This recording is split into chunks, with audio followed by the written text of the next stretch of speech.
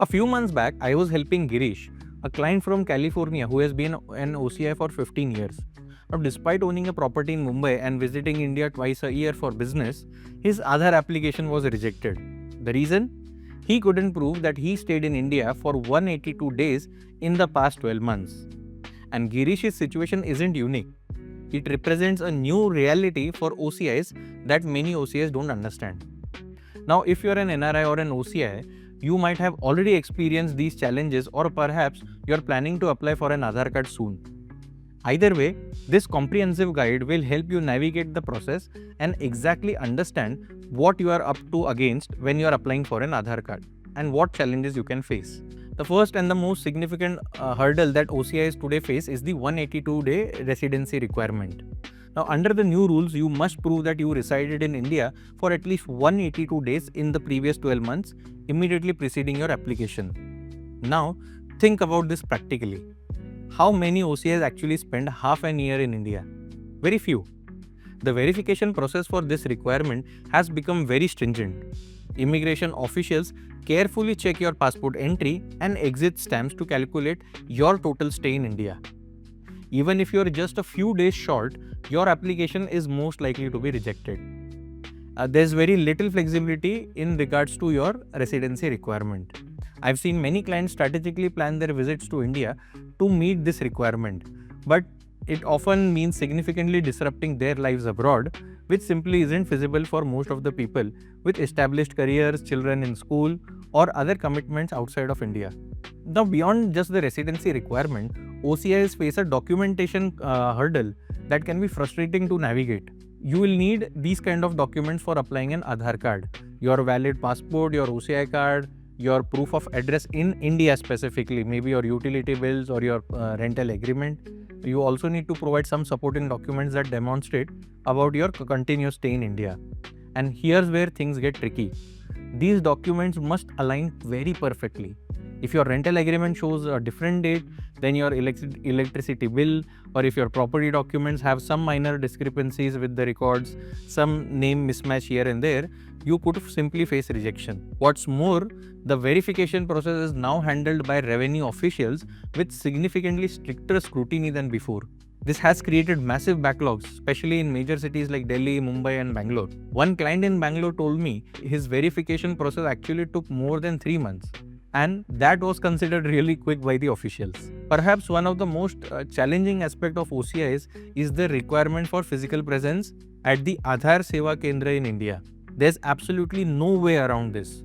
You must be physically present for your biometric data collection, including your fingerprints, your iris scan, and your live photograph. What makes this particularly difficult is that there's no provision for remote or overseas enrollment in case of Aadhaar. In Indian embassies and consulates abroad, they also are not able to provide you the process for applying for an Aadhaar card.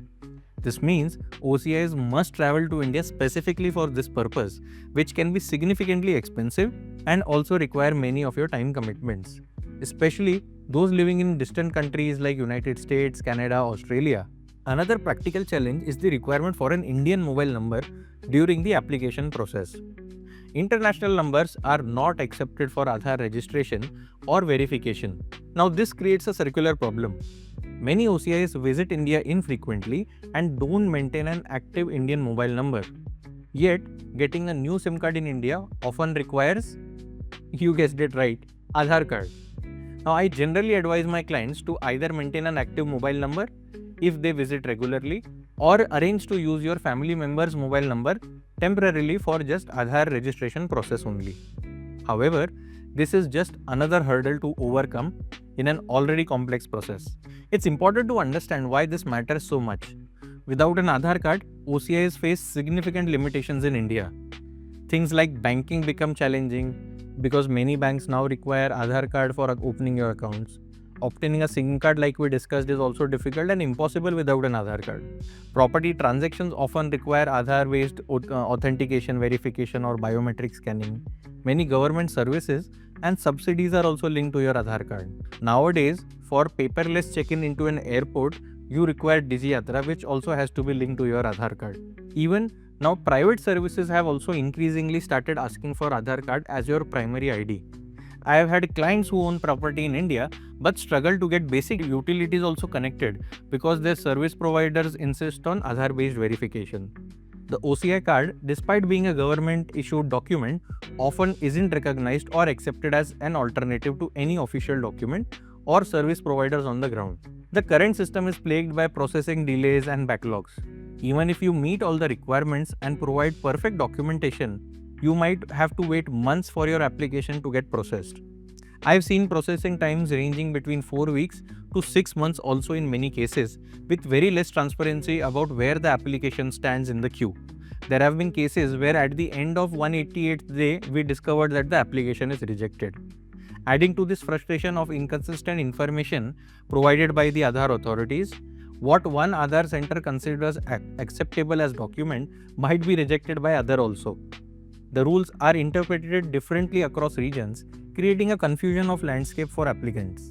So to obtain an Aadhaar card as an OCI, strategically plan your longer visits in India to meet the 182-day requirement while maintaining meticulous documentation of your stays and ensuring all address proofs are consistent and current. Apply early during your stay in India to allow some buffer time for addressing any verification related issue that might arise during the process. Consider maintaining an active Indian mobile number year around, as it's essential for your Aadhaar application process and can save you significant amount of headaches. Now there is a good news, which is the government is already aware of these challenges as these have been constantly communicated. There have been discussions about potentially creating special provisions for OCI similar to how NRIs are handled for various of these services.